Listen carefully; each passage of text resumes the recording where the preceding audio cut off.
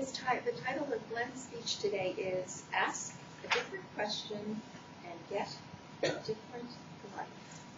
Glenn.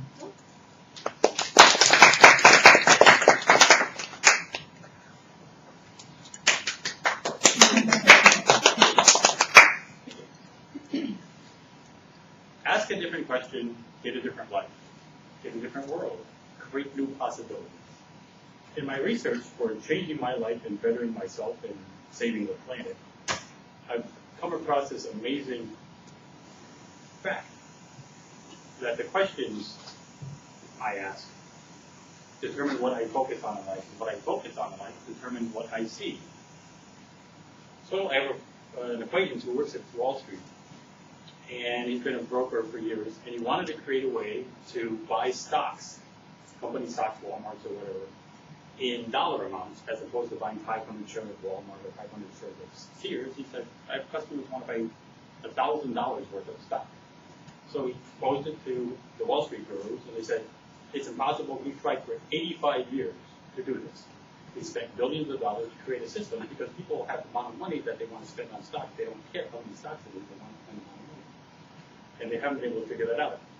And so everybody in Wall Street said, impossible, can't do it, we've tried everything.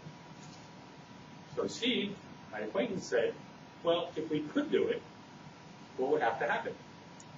He asked a different question. And in asking a different question, he got a different answer. Let me tell you about my experience, how I found about this.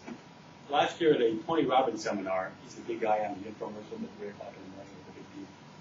And that's how he describes himself, too. I was in a room with 3,000 other crazy people in a freezing room. He keeps the room at about 30 degrees. I think he likes to hang meat in it. And he brought up the idea of the questions that we ask to show us what we focus on and what we see in our lives. And he did this little experiment for us. So we're all sitting in the room, and he said, okay, all of us look around the room and look at everything, notice everything that's brown. I'm going, okay, question, what's brown, what's brown, what's brown, brown, brown, brown, brown, brown. He said, okay, now with your eyes closed, he said, tell me three things that are blue. And I went, I didn't see anything that was blue. And suddenly it dawned on me. I opened my eyes, there was lots of blue things around, but because the question I was asking was what's brown, I didn't even see them at all. Didn't even appear. Not that they weren't there, I didn't see them, so they weren't in my world. So that was a great awakening for me. But then he even took it a step deeper.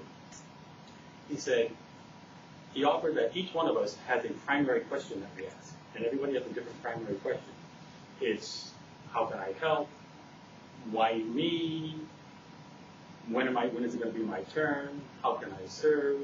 What's beautiful around it? Everybody has a different primary question that they ask a bunch of times a day, every day to themselves. And after a few exercises, I realized what my primary question was. My primary question was, what's wrong here, and what do I have to fix? I knew that was my primary question because under stress, it turns into what the freak is wrong here, and what the freak do I have to fix now? And I ask that all the time. So we explored that primary question, what that does to my life.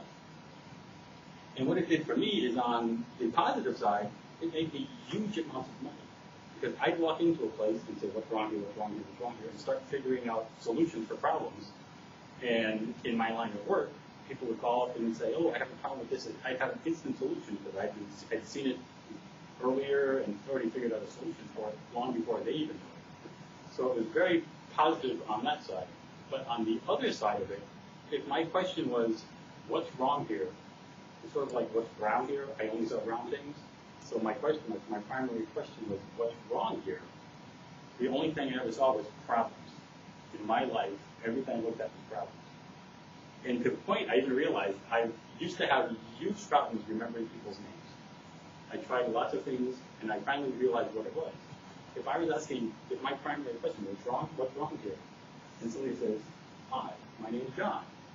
My brain wouldn't even see it. That's something blue, because I'm looking for brown. And somebody's name is never a problem.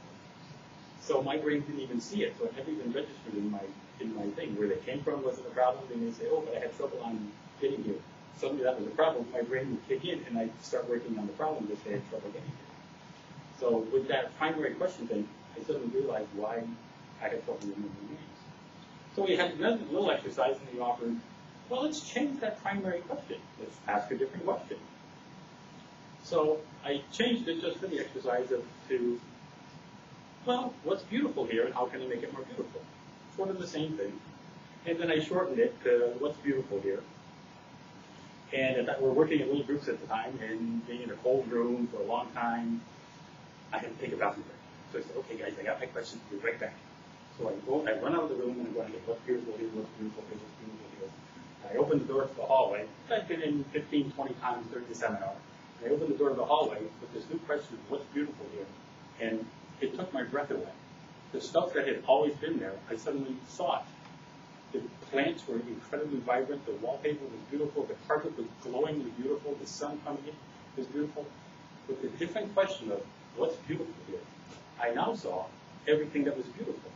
The people were glowing as they were coming in.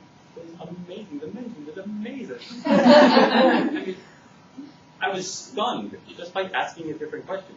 Literally, my world's changed just like that in a second, just by asking a different question. So it is incredibly powerful. If you just ask a different question, you'll get a different answer. Getting a different answer will change the world. Now back to my associate Steve, who asked that silly question of, well, what happens, well, if it could happen, if we could trade stocks in dollar amounts, what would have to happen? He took an 85-year-old problem that they spent billions of dollars on. In 18 days, he came up with a solution.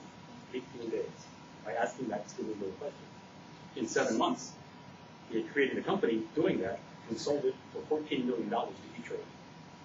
Just by asking that silly question. And changed the different world and changed the entire financial industry.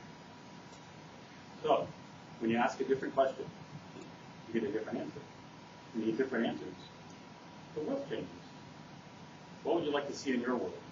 What questions would you like to ask together? Thank you.